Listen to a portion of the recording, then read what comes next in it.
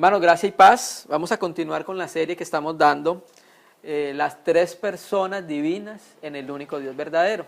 Vamos a hacer un recordatorio de en dónde nos quedamos para poder empalmar hoy. Empezamos hablando en la primera reunión la importancia de conocer las tres personas divinas en el único Dios verdadero. Dimos algo de historia breve de la palabra Trinidad.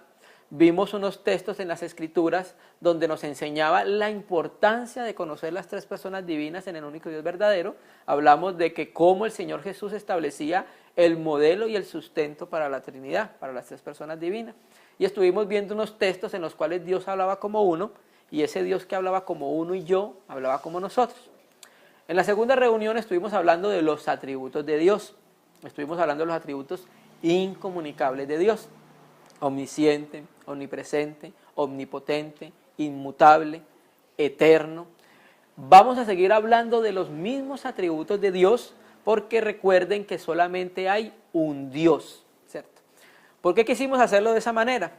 Quisimos hacerlo de esa manera para mostrar que las Escrituras hablan del Padre como Dios, que las Escrituras mismas hablan del Hijo como Dios, que las Escrituras mismas hablan del Espíritu como Dios. ¿Cierto que sí? Entonces, no que haya tres dioses, un solo Dios, único en esencia, único en naturaleza, único en divinidad, pero que ese mismo Dios se revela en medio de nuestras vidas y dice yo, el Padre, el mismo Dios se revela y dice yo, el Hijo, y el mismo Dios se revela y dice yo, el Espíritu. Entonces vamos a mirar por las Escrituras para entender cómo es que Dios, que siendo uno y habla como yo, muchas veces habla como nosotros. Vamos a hablar entonces hoy de los atributos de Dios, el Hijo. Recuerde que estuvimos diciendo que las tres personas con la misma omnisciencia sería ¿qué? Una omnisciencia. Tres personas con la misma omnipotencia sería una omnipotencia. Tres personas con la misma inmutabilidad sería una sola inmutabilidad. Y cuando llegamos al Hijo de Dios, viene el meollo del asunto. ¿Por qué? Porque no hay nadie más atacado que el Hijo. Usted se va por el mundo haciendo una encuesta y pregunta si Dios existe, pues las personas dicen que sí, que existe un Dios. Pero cuando llegamos a la persona del Hijo, he aquí el problema. Porque desde el principio del tiempo, por medio de los apóstoles, se levantaron personas, de pronto los cerintanos, por medio de Cerinto, que estaban diciendo que Cristo no era real, que Cristo era un fantasma, ¿cierto? Otros estaban diciendo que Cristo vino solamente a Jesús en el momento del bautizo y lo dejó en su muerte, ¿cierto? Entonces, en ese primer siglo se levantaron muchas cosas contrarias a lo que revelaba Dios en su palabra. Por eso, Juan el apóstol escribe en primera de Juan 5, este Jesucristo no vino solamente vino por agua y sangre, o sea, diciendo que él vino como hombre también, porque estaba refutando aquellas enseñanzas extrañas que hablaban del Hijo de Dios. ¿Por qué decimos esto, hermano? Porque hay un problema, el enemigo tiene en medio del mundo algo que se llama el espíritu del anticristo, ¿sí?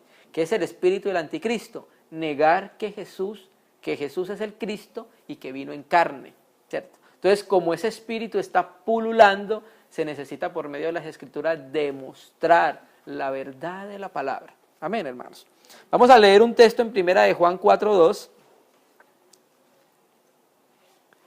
y vamos a mirar qué es lo que hablaban los apóstoles en el primer siglo en relación con ese tema. Primera de Juan 4:2, antes de Apocalipsis, aparece el texto. Después de que veamos los atributos de Dios y unos temas más adelante, entonces vamos a ver la encarnación del Hijo de Dios o la encarnación del Verbo de Dios. ¿Por qué? Porque vamos a ver la divinidad, vamos a ver la preexistencia, pero es necesario ver la encarnación. Porque si nosotros decimos que Jesús es Dios, es bíblico, ¿cierto que sí? Si nosotros decimos lo que dice Isaías 9:6, que el Hijo será llamado como Dios fuerte, Padre eterno, es bíblico. Pero si solamente decimos eso, dejamos de un lado otra parte, ¿cierto? Que el Verbo era con Dios, la coexistencia. Y si dejamos de un lado decir que el Verbo era con Dios, pues de pronto nos deslizamos a la herejía sabeliana, que dice que el Hijo es Dios y que Dios es el Hijo, ¿sí? Primera de Juan 4:2 dice, en esto conoced el Espíritu de Dios. 2 puntos, ¿en qué? Todo espíritu que confiesa que Jesucristo ha venido en carne es de Dios. Entonces ahí tú sabes cuando un espíritu es de Dios, ¿cierto? Y todo espíritu que no confiesa que Jesucristo ha venido en carne no es de Dios. O sea, que Dios tiene un hijo en la eternidad y que ese hijo viene desde la eternidad para hacerse carne. Las personas que niegan eso son espíritu de anticristo. Y este espíritu del anticristo, el cual vosotros habéis oído que viene y que ahora ya está en el mundo. Vamos a retroceder a 1 de Juan 2, 1, versículo 7, 2 paginitas atrás. Y mire qué es lo que dice. Porque muchos engañadores han salido por el mundo. ¿Cuáles? Que no confiesan que Jesucristo ha venido en carne. ¿Quién hace esto? Sigue leyendo el texto. Es el engañador y el anticristo. ¿Sí me entiende? Entonces, por eso nosotros segunda de Juan 1:7. Por eso es que nosotros debemos dedicarle también un poco más de tiempo a considerar lo del verbo de Dios. Y por eso entonces no solamente vamos a ver la divinidad, la preexistencia, la coexistencia, sino también la encarnación. Amén, hermanos. Entonces, vamos a mirar lo mismo que vimos en la reunión pasada, los atributos de Dios, incomunicables, que Dios es creador, que Dios es omnipotente, omnipresente, omnisciente, inmutable y eterno. Pero en esta ocasión vamos a ver lo que dice la Escritura del Hijo, ¿sí? Vamos a empezar leyendo el texto donde empieza hablando que Jesús es Dios, Juan 1:1. Amén, hermanos. Entonces vamos a leer 3 versiones, Reina Valera 60, la Biblia textual, y vamos a leer qué es lo que dice el griego en relación con ese texto, ¿listo? En el principio era el verbo, y el verbo era con Dios, aquí donde se está hablando de la coexistencia. En el principio era el verbo. ¿Cuál principio? Antes de que todo fuese. Y el verbo era con Dios y el verbo era Dios. Entonces aquí de una manera clara nosotros podemos entender que la Escritura está revelando que el verbo de Dios, ¿sí?, es Dios. ¿Quieres saber quién más es el verbo? Cuando tú lees Apocalipsis 19, tú vas a ver que alguien viene montado en un caballo y tiene una insignia, tiene escrito un nombre, el verbo de Dios, ¿cierto que sí? Entonces el verbo aquí es una persona, es Jesucristo el Señor. Vamos a leer el mismo texto de la Biblia textual, Juan 1:1. En el principio era el logos, así lo dice la Biblia textual, porque así es la palabra griega, logos, la expresión del pensamiento o la razón. En el principio era el logos y el logos estaba ante Dios, y mire cómo termina diciendo la Biblia textual, a diferencia de Reina Valera 60. Y Dios era el logos. En Reina Valera 60 dice, el verbo era Dios. Pero la Biblia textual tradujo bien literalmente el griego y entonces dice, y Dios era el logos. Ahora, lo voy a leer de la versión griega del Nuevo Testamento. Dice, en arge, en ologos, kai ologos, en pros, tonteón, kai teos, en ologos. Y me voy a detener en la última frase. Teos en ologos. Teos es la palabra para Dios. En es era y o él. Y logos, verbo. Entonces el griego dice teos on o logos. Dios era el verbo, hermano. La versión de los testigos de Jehová, cuando llega a esa parte, dice, y un Dios era el verbo. Le agregan el artículo un y le ponen Dios en minúscula, ¿sí?, para decir que Jesús era una especie de Dios, pero menor. Pero hermano, ese no es el testimonio de la Biblia. La Escritura dice que solamente hay un Dios y no hay más dioses y que Dios no conoce otro. Entonces no puede haber un Dios mayor y no puede haber un Dios menor. Hay un único Dios. Esa es la revelación de las Escrituras. Vamos a leer Juan 1:18 y estamos leyendo la divinidad, cómo las Escrituras llaman a Jesús Dios. Juan 1:18. Más adelante. A Dios nadie le vio jamás. El unigénito Hijo que está en el seno del Padre, Él le ha dado a conocer. Dice Reina Valera 60. Vamos a leer la Biblia textual y vamos a leer el griego que dice ahí. Nadie ha visto jamás a Dios. el unigénito Dios. Y el griego dice monógenes, que es unigénito, teos, monógenes, Dios, que está en el seno del Padre, Él lo reveló. Entonces las Escrituras vuelven nuevamente a afirmar la divinidad de Jesús, que Jesús es Dios con el Padre. Saltemos más adelante a Juan 20, 26. Estas reuniones, al menos hasta que miremos la otra, los atributos de Dios, van a ser reuniones bastante de lectura, hermanos. Juan 20, 26. Estaban reunidos los discípulos después de que el Señor había muerto. Y aquí vamos a ver también la omnisciencia de Jesús. 8 días después, Juan 20, 26. 8 días después estaban otra vez sus discípulos dentro y con ellos Tomás. Llegó Jesús estando las puertas cerradas y se puso en medio y les dijo, paz a vosotros. ¿Sí? Así es como decir nosotros acá, con las puertas cerradas y el Señor aparece en medio.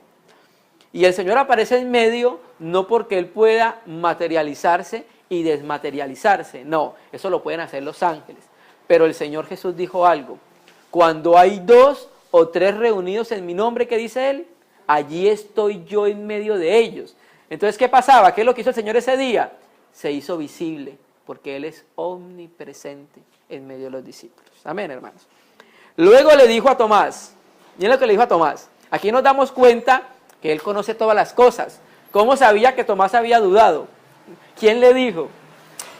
Pon aquí tu dedo y mira mis manos y acerca tu mano y métela en mi costado y no seas incrédulo, sino creyente. Recuerda que había dicho Tomás, si yo no veo, yo no voy a creer, ¿cierto? Y el Señor dejó algo que es bien interesante. Y aunque Él resucitó en cuerpo glorioso, como una nueva creación, la Escritura habla en Zacarías que Él tiene las marcas en sus manos de los clavos. Y lo mismo le dice acá mira mis manos y mira mi costado, porque recuerda que a Él le atravesaron el costado, ¿cierto? Entonces el Señor ha quedado con esas 2 marcas para enseñarnos. Entonces Tomás le respondió cuando lo vio, Señor mío, Dios mío. O sea, Kurios Theos, que es un término utilizado en la Septuaginta del Antiguo Testamento, Señor Dios. Y entonces muchos dicen y alegan que no, eso era una exclamación, eso era una expresión de asombro. Así sea una expresión de asombro, sigue diciendo, Señor mío y Dios mío, ¿cierto? Y no es una expresión de asombro, es una confesión de fe. Ahí en el griego es una expresión vocativa, hermano. Entonces, aquí estamos viendo que los mismos discípulos le dicen a Jesús, ¿cómo? Dios. Hermano, en la Escritura lo que abundan son textos que dicen que Jesús es Dios. Ustedes recuerdan en Malaquías, cuando Malaquías dice, he aquí yo envío mi mensajero delante de ti, el cual preparará el camino para mí. Estamos parafraseándolos. Y cuando tú ves, ahí el mensajero es Juan el Bautista. Y cuando tú ves que viene el Juan el Bautista, ¿a quién le estaba preparando el camino? Al Señor Jesús. Pero ya se ha profetizado en Malaquías, Dios estaba hablando, Jehová, Yahvé. He aquí Él me preparará el camino a mí. Hermano, hay muchos textos abundantes donde hablan de que Jesús es Dios. Pero vamos a traer solamente unos cuantos, porque no es un estudio exhaustivo. Romanos 9:5. Vamos a traer los que la Escritura más aclaran. Romanos 9:5, el apóstol Pablo vuelve a decir lo mismo que estaba diciendo el apóstol Juan, confesando la divinidad del Hijo de Dios, que Jesús es Dios con el Padre, de quien son los patriarcas y de los cuales según la carne vino Cristo, el cual es Dios sobre todas las cosas, bendito por los siglos. Amén. Entonces, ¿qué está diciendo el apóstol Pablo? Que Jesús, que nació como hombre, es que Dios sobre todas las cosas. Ese es el testimonio que dan las Escrituras. Y los textos que vamos a leer de ahora en adelante, cuando tú coges la traducción del Nuevo Mundo de la Watchtower, de los Testigos de Jehová, ellos en la parte donde Dios afirma la divinidad de Jesús, siempre los corren, agregan 1 o 2 palabras para dar a entender que Jesús no es Dios, porque para ellos Jesús no es Dios. Tito 2:13, y aquí es otro testigo irrefutable que Jesús es Dios, hermano.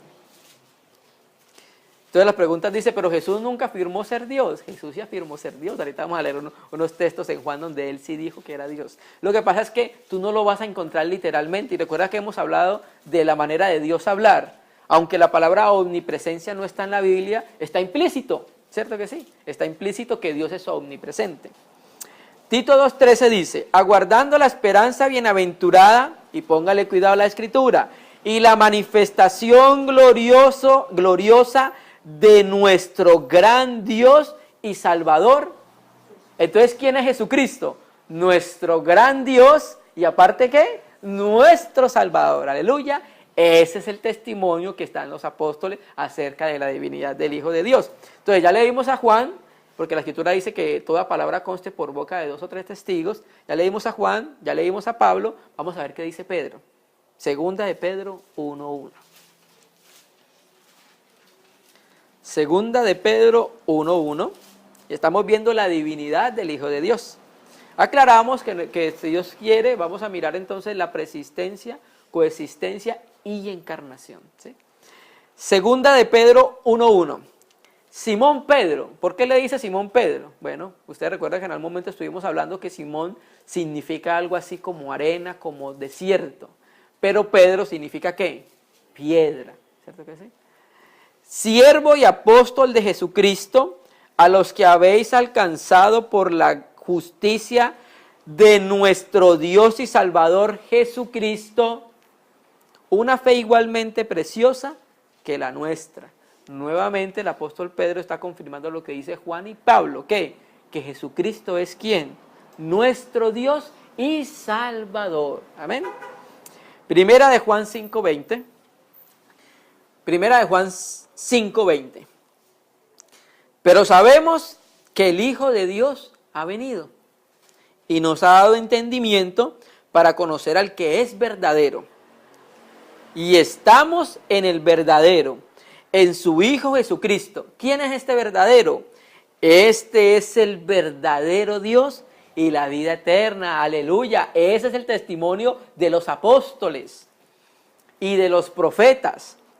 Cuando tú lees la versión del Nuevo Mundo de los Testigos de Jehová, donde dice, estamos en el verdadero, ellos le insertan la palabra, estamos en unión con el verdadero. ¿Sí? Y donde dice, en su Hijo Jesucristo, donde dice en, ellos dicen, por medio de su Hijo Jesucristo, para despersonalizar la divinidad del Hijo de Dios, hermano. Llegará el momento en que trataremos las sectas y miraremos la traducción de la Watchtower.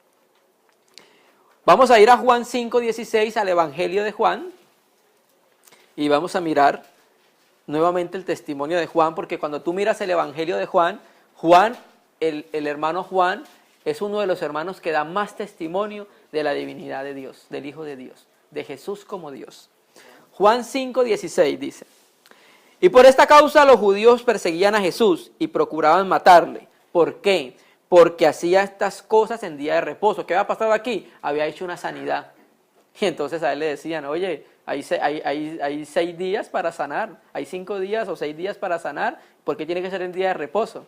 Y ahí uno ve la dureza del corazón de las personas. Y Jesús le respondió, mi Padre hasta ahora trabaja y yo trabajo. Por esto los judíos aún procuraban matarle, porque no solo quebrantaba el día del reposo, o sea, para ellos Jesús no podía quebrantar el día de reposo, porque Jesús cumplió la ley. Jesús dice, yo no vine a cumplir la ley, yo no vine a abrogar la ley, sino a cumplirla. Y la palabra cumplir ahí en el griego es darle forma perfecta. Entonces, para ellos era quebrantamiento de la ley, por toda la religión y por todos los mandamientos de hombre que habían cargado con el sábado. Pero cuando él dice, mi Padre hasta ahora trabaja y yo, los judíos querían matarlo. ¿Por qué? ¿Qué dice las Escrituras? Los judíos eran conocedores de la Escritura. ¿Y la Escritura qué dice del Padre? Que descansó el 7º día. Y entonces viene este hombre y dice, mi Padre y yo trabajamos. Para ellos es una blasfemia porque Dios está descansando. ¿Sí me entiendes? Entonces, por esto aún procuraban matarle, porque no solo quebrantaba el día del reposo, sino también que decía que Dios era su propio Padre. Ahí no terminó el apóstol. Ahí no terminó el Espíritu. haciéndose igual a Dios. Entonces, cuando Jesús decía que Dios era su Padre, estaba diciendo que era Dios con el Padre. Y terminemos la divinidad del Hijo de Dios. Hay muchos más versículos, pero solamente vamos a ver unos cuantos. Juan 8:56. Más adelantico. Este es otra razón más por qué los judíos querían apedrear a Jesús. Bendito es Jesús, el Hijo de Dios. Juan 8:56. Entonces mire Jesús como le dice a los judíos. Abraham vuestro padre se gozó de que había de ver mi día. Y lo vio y se gozó. Entonces le dijeron los judíos, aún no tienes 50 años y ya has visto a Abraham. ¿Cómo así? Porque Abraham no vivió 50 años antes de Cristo. Abraham vivió, póngale aproximadamente unos 3.000 o 2.000 años antes de Cristo. Hay 2.000 años antes de Cristo. ¿Qué significaba esta frase? Porque como a él lo consideraban rabí, porque le decían rabí, uno que enseñaba en el pueblo, y entonces a él lo que le estaban diciendo, oye, tú estás muy joven para conocer la ley. O sea, ese es lo que decían ellos. No tienes 50 años, ya has visto a Abraham. Sí, tú estás muy joven para esto. Jesús les dijo, póngale cuidado a lo que les dijo Jesús. De cierto os digo que, y cuando esa palabra de cierto, en el griego es amén, amén, amén. Amén, amén. O sea, que así es. Antes que Abraham fuese, yo soy. ¿Qué pasó cuando Jesús dijo yo soy? ¿Tomaron entonces piedras para arrojárselas? ¿Por qué? ¿Qué fue lo que dijo que ofendió tanto a los judíos? Cuando tú miras la Biblia textual ahí, el yo soy está en mayúscula. Hermano, y volvemos a decir lo mismo. Los judíos eran conocedores de la ley, sobre todo los fariseos. Y ellos sabían que había un yo soy en la ley, el que se le reveló a Moisés. Moisés habla con Dios y le dice, y cuando lleguemos al ángel ya vamos a ver eso. Moisés le dice, oye, y si yo voy a este pueblo y si me preguntan qué me envió, ¿quién voy a decir yo que me envió? Y Dios le dice, así le dirás, yo soy el que soy, me envió a vosotros. Y no se queda ahí, termina diciendo, yo soy, me envió a vosotros. Entonces cuando Jesús dice yo soy, los judíos inmediatamente lo asocian con el que estaba hablando con Moisés. Este hombre está diciendo que es Dios. Y entonces por eso fue que ¿qué? Entonces tomaron piedras para arrojárselas. O sea, esa fue la razón por la cual tomaron piedras para arrojárselas. Además Jesús también hacía algo como esto. Llega a la sinagoga, le dan el rollo, el asistente de la sinagoga le dan el rollo, porque solamente a los rabí les dan el rollo para que lean, y ya le abrió el rollo porque las escrituras de ese tiempo no es como la que tenemos hoy en forma de libro, eso era un rollo. Los que han visto el rollo de Isaías expuesto en el Museo de Jerusalén es una cosa larguísima. Entonces abrió el rollo y tampoco estaba por capítulos ni versículos. Y dice que encontró la parte donde decía, el Espíritu de Yahvé me ungió para traer, estamos parafraseando, para traer buenas nuevas, para traer a los afligidos de corazón. Y entonces él dice, cuando lo cierra, dice, esta palabra se ha cumplido hoy. Los judíos quedan estupefactos cuando ven eso, porque este hombre, ¿quién reclama ser? ¿Cómo que esta palabra se ha cumplido? O sea, que él es el Mesías. Entonces, para los judíos era difícil aceptar las postulaciones que hacía él. Tomando entonces piedras para arrojársela, pero Jesús se escondió y salió del templo y atravesando por medio de ellos, se fue. Aquí algo extraño, porque dice que se escondió, pero también que atravesó por medio de ellos. Bueno, vamos a dejarla ahí. ¿Qué hizo Jesús acá? Se equiparó con el yo soy. ¿Cierto que sí? Hay algunas traducciones, como la del Nuevo Mundo, en la que dice ahí, soy yo, para no decir yo soy, ¿sí? Para descontextualizarlo. Vamos a ver entonces los atributos de Dios como creador. Entonces vamos a ver Juan 1:3. Entonces vamos a ver que el mismo atributo de creador también se le da al Hijo de Dios. Estos temas son maravillosos porque estamos conociendo a nuestro Dios y a nuestro Cristo. Juan 1:3, mire qué es lo que dice. Mire qué es lo que dice el Espíritu Santo por medio del apóstol Juan de Jesús. Todas las cosas por Él fueron hechas. ¿Cómo así? ¿No creó Dios en el principio los cielos y la tierra? O sea, ¿qué está diciendo acá? ¿Que Jesús es Dios con el Padre y que creó todas las cosas? Sí, que Jesús es Dios con el Padre y creó todas las cosas. Y sin Él nada de lo que ha sido hecho fue hecho. Saltemos a Juan 1:10. 7 versículos más adelante. En el mundo estaba, ¿quién? El Hijo de Dios. Y el mundo por él fue hecho. Tremendo, hermano. El mundo por él, ¿por quién? Por el verbo. Vamos a explicar esto. Ustedes recuerdan que en Génesis Dios dijo, y Dios dijo, sea tal cosa. Y Dios dijo, sea esto. Bueno, ¿qué utiliza Dios para crear? La palabra. ¿Y quién es la palabra? El verbo. Esa es la manera como Dios crea por medio de su palabra. Y en su palabra, su Hijo, hermano. Amén. Vamos a ir a Hebreos 1:2. Hablar del Señor Jesús como creador. Recuerden que hay un solo Dios, que es un solo creador. No hay otro Dios creador fuera del Señor Jesús. Hebreos está más adelante, después de las cartas a Timoteo, a Tito. Entonces, en el 1 viene hablando que Dios en los días pasados nos habló por los profetas, y llegamos al versículo 2 y dice, en estos posteros días nos ha hablado por el Hijo, a quien constituyó heredero de todo, y por quien asimismo hizo ¿el qué? Ni siquiera el mundo, el universo. ¿Por medio de qué? Por medio de su palabra. Amén. Primera de Corintios 8:6. Mire que lo que dice el testimonio del apóstol Pablo. Para nosotros, sin embargo, solo hay un Dios. ¿Quién? El Padre, del cual proceden todas las cosas y nosotros somos para Él. Está revelando el apóstol por el Espíritu que del Padre procede todo.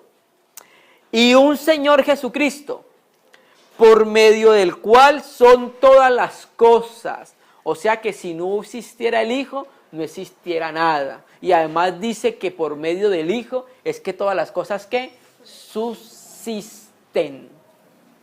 O sea, la explicación a que el universo siga existiendo se encuentra ¿en dónde? En el Hijo de Dios. Ustedes saben, sobre todo los matemáticos acá, que tú tiras una piedra y la piedra llega hasta donde tú le apliques fuerza. Depende de la fuerza que tú le apliques, hasta ahí llega la piedra y termina. ¿Cierto que sí? Bueno, ¿qué fuerza se le aplicó a la tierra para que siguiera girando y nunca parara? ¿Cierto? Una muy buena pregunta. ¿Sí? ¿Quién hace eso? El Hijo de Dios. En Él sustenta y subsisten todas las cosas. Hebreos 1:10. Y seguimos hablando del Hijo de Dios como creador, con el Padre antes de que todo existiese. Hebreos 1:10 dice, en el versículo 8 dice, del Hijo se dice, tu trono, oh Dios. Y en el mismo contexto que viene hablando del Hijo dice, y tú, oh Señor. Esto es un salmo.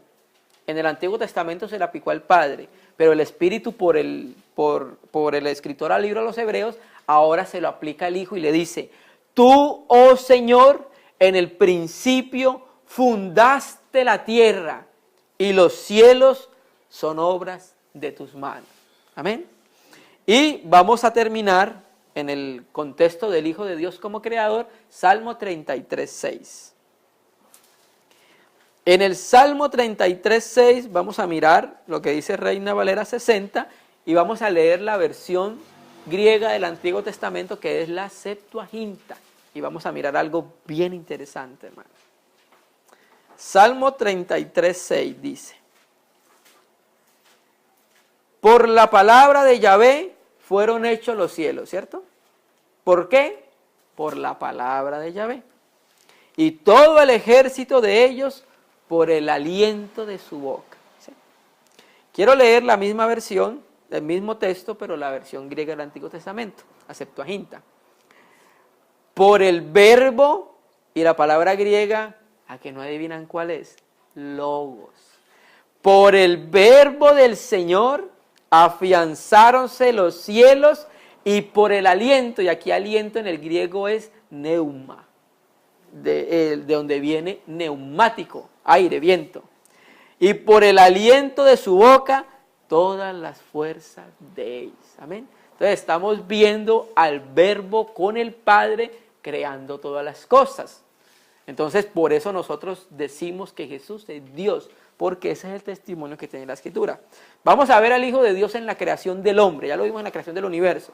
Y aunque aquí no dice literalmente que creó al hombre, vamos a ver que está implícitamente la creación del hombre. Colosenses 1:16 en el Nuevo Testamento. Colosenses 1:16 viene hablando del Hijo, el 15 dice, Él es la imagen visible del Dios invisible, el primogénito de toda creación.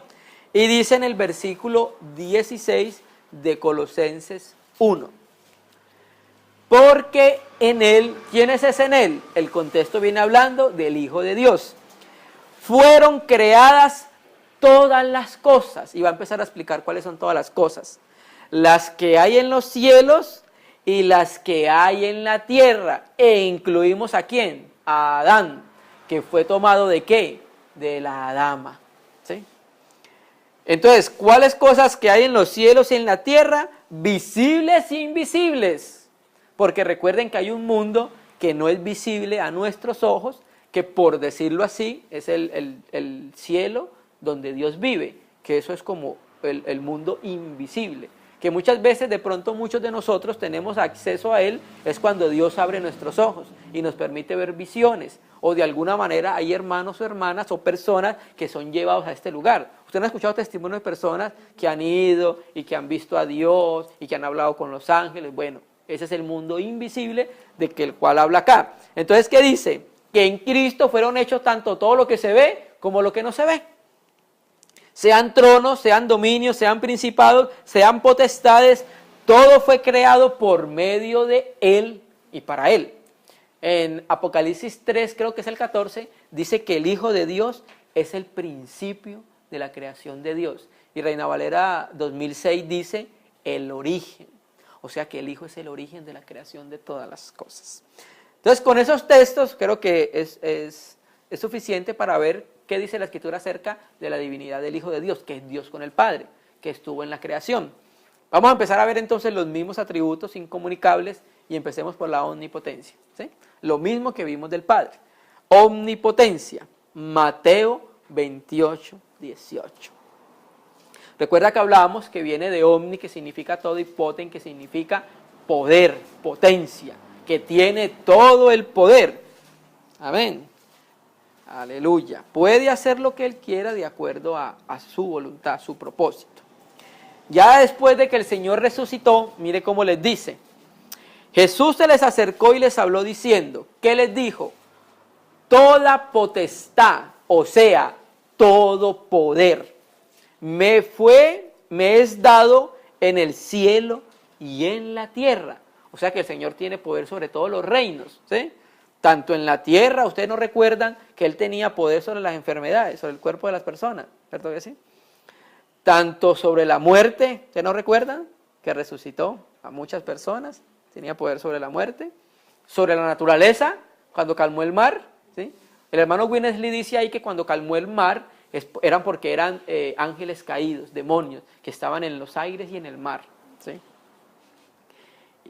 Y tiene poder también sobre la naturaleza.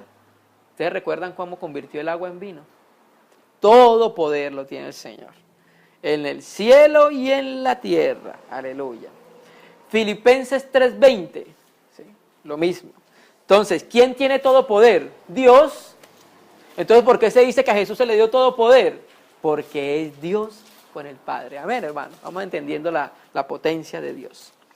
Filipenses 3:20. Ahora leímos lo que dijo el Señor Jesús por medio de Mateo. Ahora vamos a ver qué dice el apóstol Pablo. Mas nuestra ciudadanía está en los cielos. ¿A dónde está nuestra ciudadanía? Ok, entonces yo creo que ahí tiene que estar inscrita nuestra cédula, en la ciudad, en los cielos, porque allá es nuestra ciudadanía.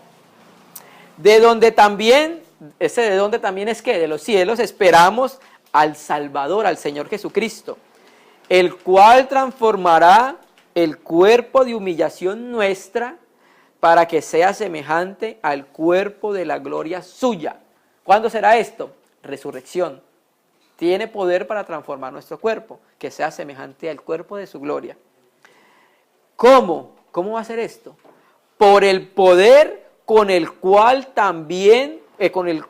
puede sujetar a sí mismo, voy a repetirlo, por el poder con el cual puede también sujetar a sí mismo, ¿qué? Eso no lo hace un hombre, eso lo hace Dios, que tiene poder de sujetar a sí mismo todas las cosas. Aleluya, hermanos. Juan 10:18. Juan 10:18. Poder sobre la muerte y el que tiene en sí mismo la vida. Vamos a leerlo. Porque las personas creen que Jesús fue muerto y su vida se le quitó, pero el Señor Jesús dice lo contrario. Hay algo bien interesante que lo dice la Biblia textual y está registrado creo que en Marcos y en Juan. En Marcos creo que dice, a los hombres la muerte los hace agachar la cabeza, ¿sí? Una persona está viva y cuando muere, ¿qué es lo que hace? ¡Fum! ¿Verdad que sí? Porque la muerte se le quitó el espíritu, el aliento de vida y el alma, y entonces eso hace que ¿qué? Que agache la cabeza. Pero con el Señor Jesús fue lo contrario. ¿En qué sentido? En que la muerte no le hizo agachar la cabeza, sino que él cuando se agachó, dice la Escritura, entregó el espíritu. Lo contrario, ahí estaba mostrando el poder que tenía sobre incluso la muerte. Nadie me quita, aquí está hablando de la vida, nadie me la quita, sino que yo de mí mismo la pongo. Tengo poder para ponerla y tengo poder para volverla a tomar. ¿Quién tiene poder sobre la vida y sobre la muerte sino solo Dios? Ninguno de nosotros tiene el poder de decir, bueno, yo como que mañana me muero, pero a los 2 o 3 días voy a volver a resucitar. ¿Quién tiene ese poder? Nadie, solo nuestro Dios, hermano. Amén. Apocalipsis 1:7, y ahorita volvemos nuevamente a Juan, y estamos viendo la omnipotencia del Hijo de Dios con el Padre, Dios con el Padre. Apocalipsis 1:7, último libro de la Biblia, mire qué es lo que dice del Hijo de Dios. Juan está diciendo, el Señor Jesús está diciendo por medio de Juan, he aquí, viene con las nubes y todo ojo le verá, y los que le traspasaron y todos los linajes de la tierra harán lamentación por él, sí, amén. Y verso 8, no se puede desconectar del verso 7, es un mismo contexto. ¿Qué dice el Señor Jesús? Yo soy el alfa y la omega, el principio y fin, dice el Señor, el que es, el que era y el que ha de venir. Y aquí es donde me quiero referir a todo poder. El Pantocrátor, es la palabra griega para todopoderoso, el todopoderoso. Ningún hombre se puede atribuir ser todopoderoso. ¿Solamente quién? Dios. ¿Sí? Juan 18:4, y aquí hay algo maravilloso que el Señor Jesús hace, y lo quisimos traer para mostrar que Él es Dios con el Padre, hermanos. Juan 18:4.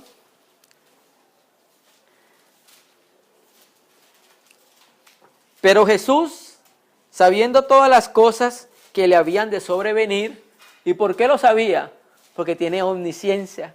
Hay una película es una película buena, se llama El Hijo de Dios. Salió como el 2014, me parece. Y es una película interesante, pero hay una parte en la cual no estamos de acuerdo. Porque muestran a Jesús, el que interpretó a Jesús, abrazando a Judas, y cuando él lo abraza, inmediatamente él se da cuenta de que Judas lo va a entregar. Y eso es falso porque Jesús siempre supo quién lo iba a entregar.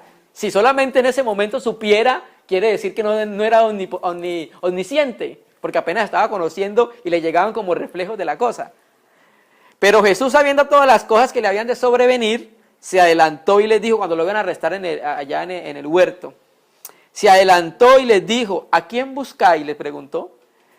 Le respondieron, a Jesús Nazareno. Lo que pasa es que en un monte de noche es oscuro, porque no tenemos la iluminación que tenemos hoy. Ellos eran con antorchas y era difícil de pronto identificar quién era quién. Y como todos con las vestiduras que usaban, que eran muy parecidas, cuando a Jesús Nazareno, él les dijo, yo soy. ¿Sí? Y también estaba con ellos Judas, el que le entregaban. Bueno, nosotros podríamos aquí inquirir e decir, bueno, ese yo soy hace referencia al mismo yo soy de Éxodo, pero unos dirán, no, ahí está diciendo que yo soy solamente, pero resulta y pasa que el texto que viene sí lo comprueba. Cuando les dijo yo soy, ¿sabe qué pasó? Retrocedieron y cayeron a tierra, hermano. ¿Qué? Porque ahí habló como Dios, como la divinidad. Yo soy. Y no pudieron resistir ese yo soy y ¡pum! Se cayeron, retrocedieron y se cayeron. Bueno, hoy, lastimosamente, los hermanos que utilizan la doctrina de tirar a todo el mundo al suelo se basan en esto. Como ellos cayeron a tierra, entonces se basan en esto para decir que hay que tumbar a todo el mundo, ¿sí? Cosas extrañas a la palabra. Cuando les dijo yo soy, retrocedieron y cayeron a tierra. Eso fue una gloriosa efulgencia de la majestad de Cristo. Dios le está diciendo yo soy Dios. Y terminemos la omnipotencia con Filipenses 2:9.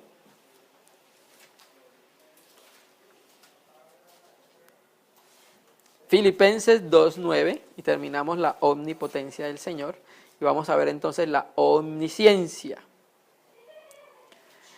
Por lo cual, Dios también, o sea, esto lo dice después de haber dicho que se humilló hasta la muerte y tomó forma de hombre, que era Dios siendo en forma de Dios y se despojó, eso es lo que se conoce en teología como la kenosis, el despojamiento. Por lo cual Dios también le exaltó hasta lo sumo y le dio un nombre que es sobre todo nombre, para que en el nombre de Jesús se doble toda rodilla de los que están en los cielos, en la tierra y debajo de la tierra. O sea que es el Señor de todo, de los cielos, de la tierra y de debajo de la tierra. ¿Por qué? Porque Él tiene todo poder. Y toda lengua confiese que Jesucristo es el Señor para la gloria de Dios Padre. Mire, hermanos, hoy la iglesia lo confiesa. Los que han nacido de nuevo, los regenerados, confiesan que Jesucristo es el Señor. Pero llegará un día en que todo el mundo confesará que Jesucristo es el Señor. Porque todos los hombres serán presentados delante de Dios. Y así ellos no lo quieran, van a reconocer que Jesucristo es el Señor. Para la gloria de Dios Padre. Amén, hermano. Omnisciencia. Amén, hermana. Los judíos también. Pasemos a la omnisciencia. ¿Recuerda que dijimos de la omnisciencia? Que Dios lo conoce todo. No hay nada que se le pueda ocultar. Lo más profundo de nuestro ser, Él lo conoce de una manera absolutamente perfecta, conoce cada detalle. Incluso Dios se conoce a sí mismo. Porque para que Él se pueda autorrevelar como yo soy el que soy, tiene que tener primeramente un conocimiento claro de quién es Él. ¿Sí me entiendes? Entonces ahí también está lo que es la omnisciencia. Juan 16:29. Uy, hermano, si tú quieres encontrar la Escritura, abundan textos de los que hablan de la divinidad del Hijo de Dios, de la omnisciencia del Hijo de Dios. Abundan, hermano, en las Escrituras. Vamos a leer unos cuantos. Juan 16:29. Entonces recuerda que el Señor Jesús hablaba mucho en parábolas a los discípulos, ¿cierto? Aquí le dicen los discípulos, le dijeron los discípulos, he aquí, ahora hablas claramente y ninguna alegoría dices, porque hablaba en parábolas. Ahora entendemos que sabes todas las cosas. Nosotros no sabemos todas las cosas, solo Dios sabe todas las cosas. Entonces, ¿qué están diciendo ellos? Oye, tú eres Dios con el Padre porque también sabes todas las cosas, como Dios sabe todas las cosas.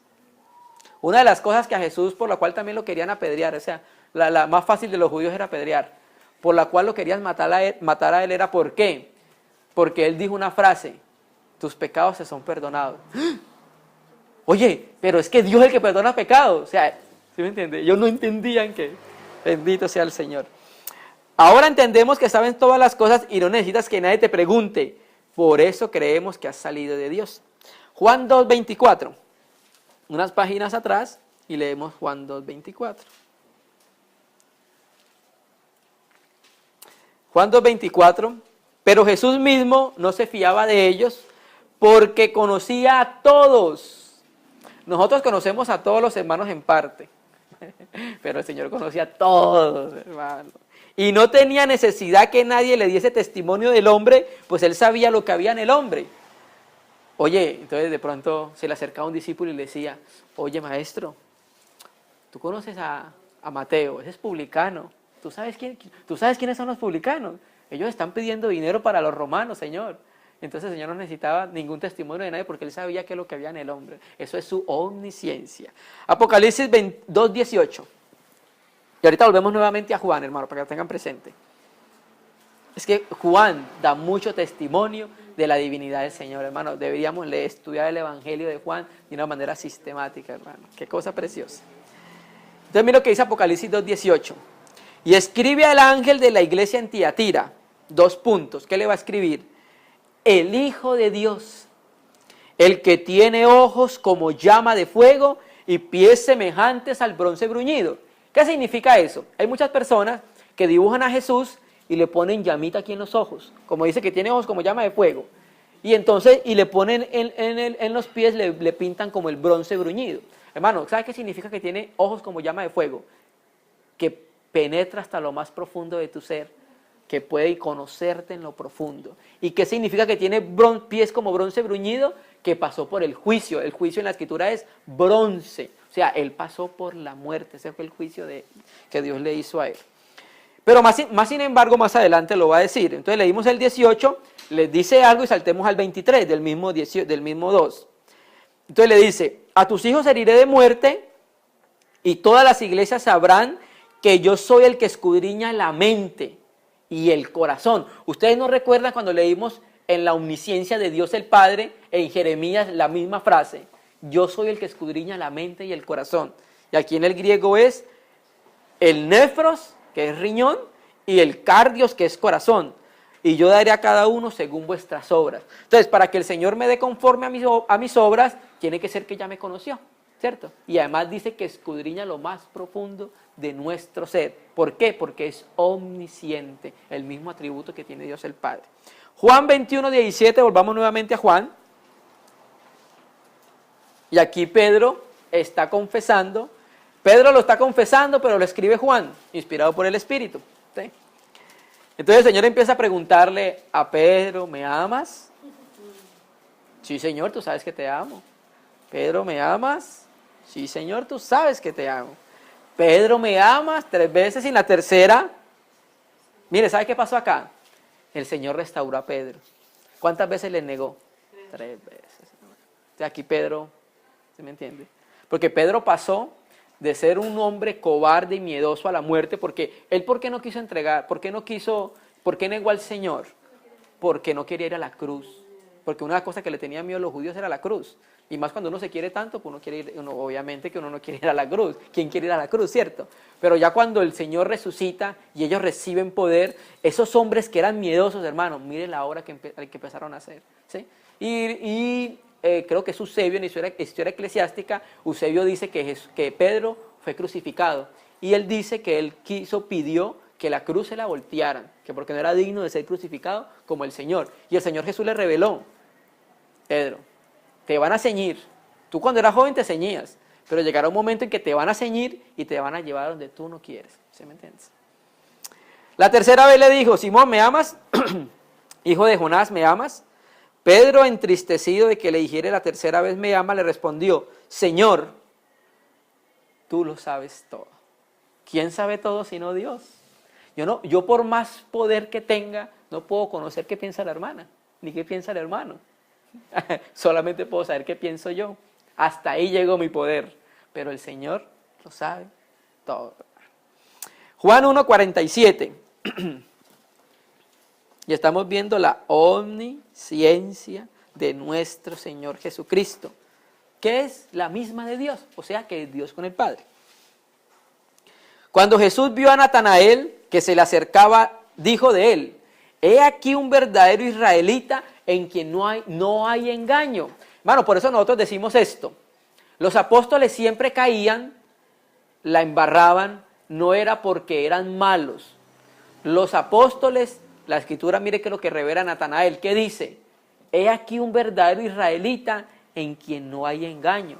Y para que se diga Dios de testimonio de él, tiene que ser que es un hombre puro, que es un hombre íntegro, en el cual no hay engaño. Sigue diciendo, le dijo a Natanael, ¿de dónde me conoces? Respondiendo Jesús le dijo, antes que Felipe te llamara, cuando estabas debajo de la higuera, te vi. ¿Cierto que sí? Aleluya. El conocimiento y también aquí es la omnipresencia del Señor. ¿Sí?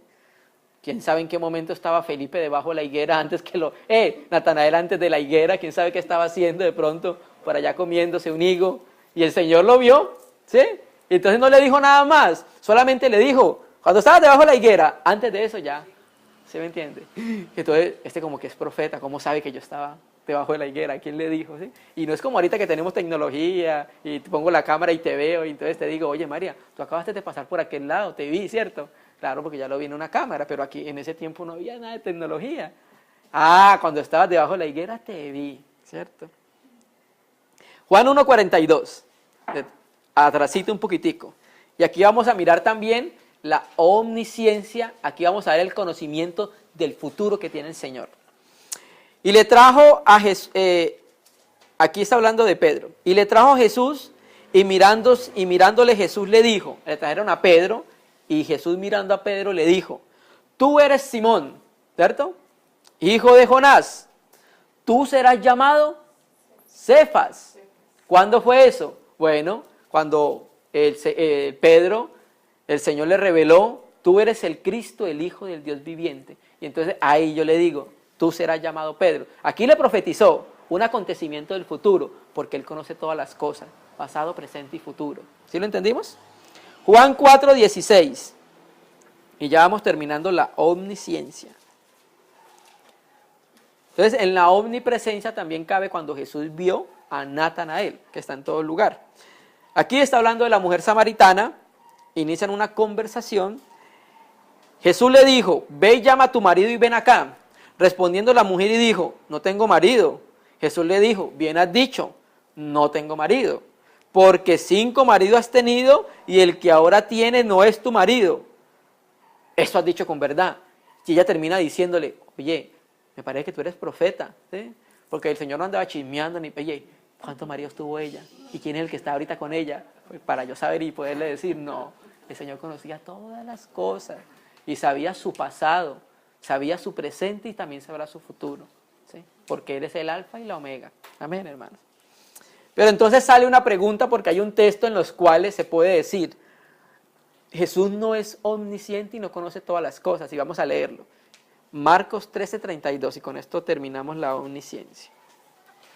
Y si nosotros no entendemos este verso, entonces le podíamos estar dando la razón a los testigos de Jehová, que dicen que Jesús no es Dios con el Padre. Marcos 13:32.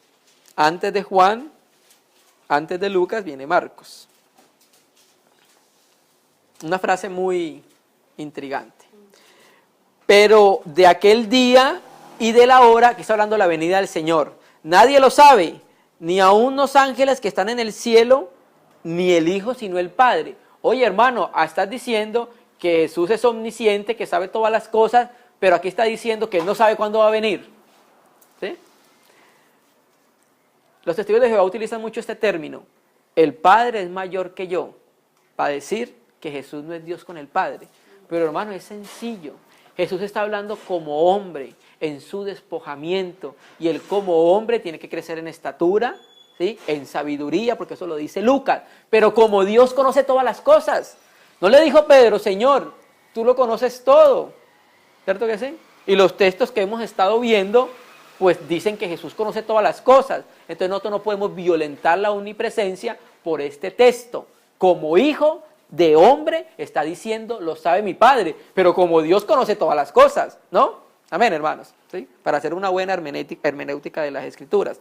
Entonces, eso está hablando en su despojamiento, en su condición como hombre. Amén. Vamos a la omnipresencia. El Hijo de Dios, Jesús como hombre, está limitado por el tiempo-espacio, ¿sí? Como hombre, pero como Dios, no. Y eso es lo que vamos a ver acá.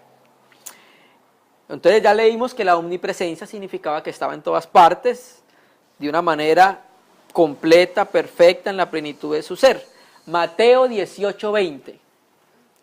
Y aquí este versículo es maravilloso, hermano, cómo nos muestra la omnipresencia del Señor. Que estando Él en los días de su carne en un solo lugar, puede estar en todos los lugares, ¿cierto? La omnipresencia. Entonces mire cómo la misma escritura le atribuye atributos divinos al Hijo. No es que sean dos dioses, un solo Dios. ¿Sí? Entonces es el tema que vamos a empezar a desarrollar. Porque donde están dos o tres congregados en mi nombre, allí no estoy yo. Allí yo estoy. ¿Cierto que sí? En medio de ellos. Este es un principio para nosotros. Por eso nosotros, si estamos dos o tres, el Señor es eficaz cuando hay dos o tres, como es tan eficaz cuando hay 1000. ¿Sí? Por eso el número para nosotros no es algo que tenga mucha importancia. Es bueno que el Señor multiplique la iglesia en número, pero la Escritura dice que la presencia de Cristo es eficaz donde hay dos o tres. Como donde hay 1000 o 2000 o 3000, ¿cierto que sí? Pero lo más importante es que donde hay dos o tres, allí está Él, ¿cierto? Y leamos otro texto, Mateo 28, 19.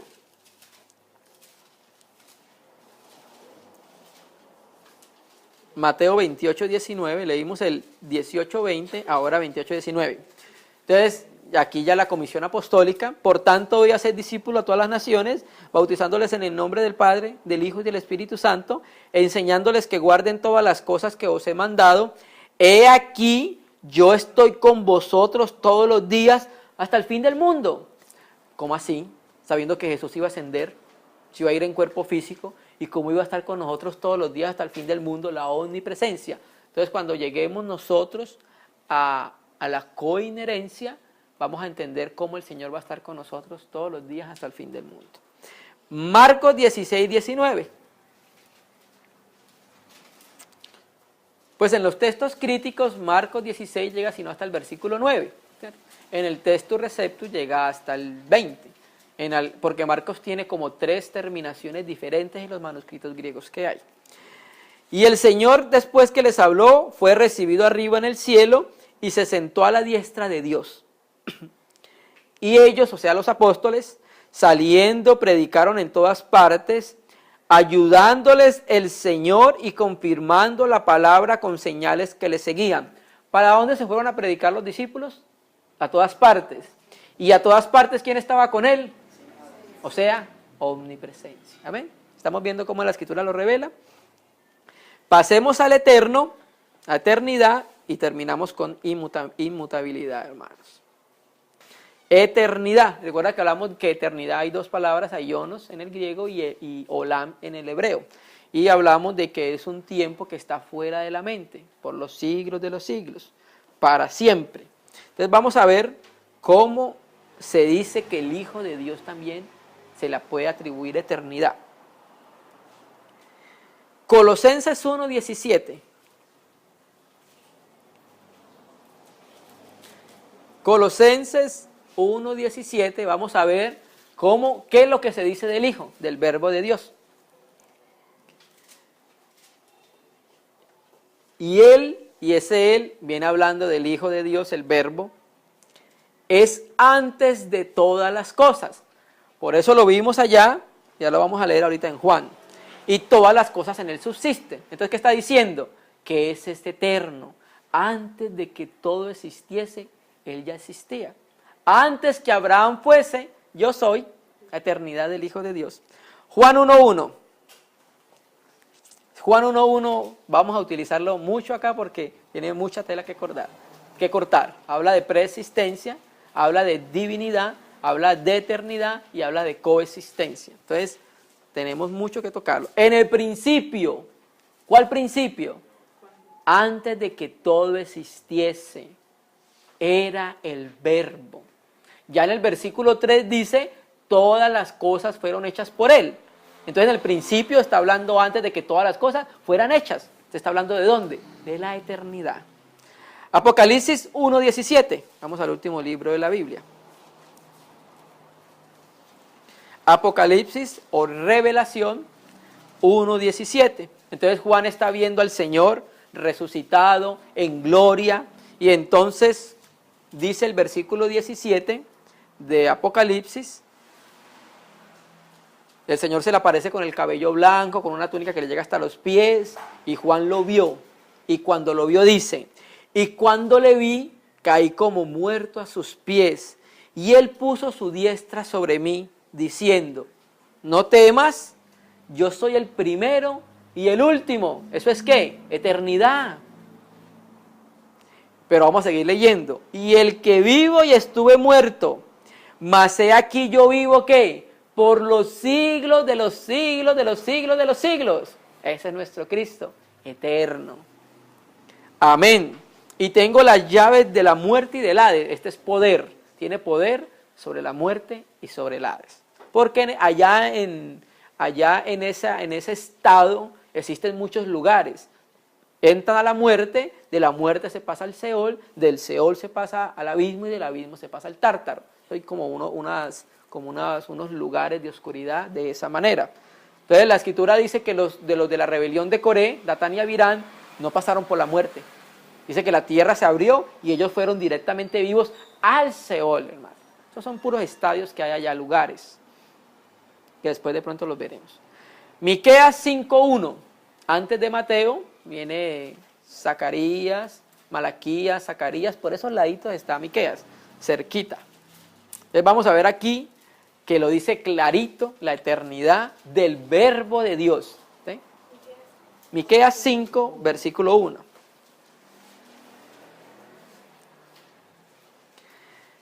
Rodéate ahora de muros, hija de guerreros. Nos han sitiado, con vara herirán en la mejilla al juez de Israel, este será Cristo. Pero tú, Belén Efrata, donde nació el Señor, pequeña para estar entre las familias de Judá, de ti me saldrá el que será Señor en Israel. ¿De dónde? De Belén. Entonces el que venga ahorita tiene que demostrar que nació en Belén, para que sea considerado como el Mesías. Y sus salidas son desde el principio, y va a seguir explicando, desde los días de la eternidad. ¿Sí? ¿De dónde sale el verbo? Desde la eternidad. Bueno, nosotros lo hacemos así, sale desde la eternidad. Entonces ahí estamos viendo la eternidad del verbo de Dios. Isaías 9:6, más atrásito, atrás está Isaías. Y ese texto también lo vamos a leer y lo vamos a volver a leer más adelante, porque también nos proporciona mucho acerca de la divinidad del Hijo de Dios. Isaías 9:6. Porque un niño nos es nacido, hijo nos es dado. Aquí hay algo. El niño nació, pero el hijo se dio. De tal manera amó Dios al mundo que ha dado. Por eso dice, hijo nos es dado. O sea, Dios nos dio a su hijo. Y el principado sobre su hombro se llamará ¿cómo? Admirable. Y si ustedes recuerdan cuando a Manoa se le apareció el ángel de Yahvé y Manoa le pregunta, oye, ¿cuál es tu nombre para que te podamos adorar? Y él le dice, ¿por qué preguntas por mi nombre que es admirable? Consejero, o sea, el niño se le iba a llamar admirable, consejero, Dios fuerte. En el hebreo dice Dios héroe. Padre eterno. ¿Cómo así que al niño se le iba a llamar Padre eterno? Entonces es ahí donde decimos que si nosotros decimos que Jesús es Dios, y aquí la Escritura está diciendo que a Jesús se le llama Padre eterno, si nosotros tomamos estos dos versículos, nos iríamos al sabellanismo, al unicismo. Pero si tomamos las Escrituras como un todo y decimos que el verbo era con Dios, ¿sí? ya diríamos que también era con el Padre. Entonces eso lo vamos a estudiar más adelante cuando veamos coexistencia. Entonces, ¿cómo se le iba a llamar al hijo, al niño? Padre eterno. Queremos hacer énfasis en eterno. Príncipe de paz. Volvamos a Hebreos 1:11 y con esto terminamos la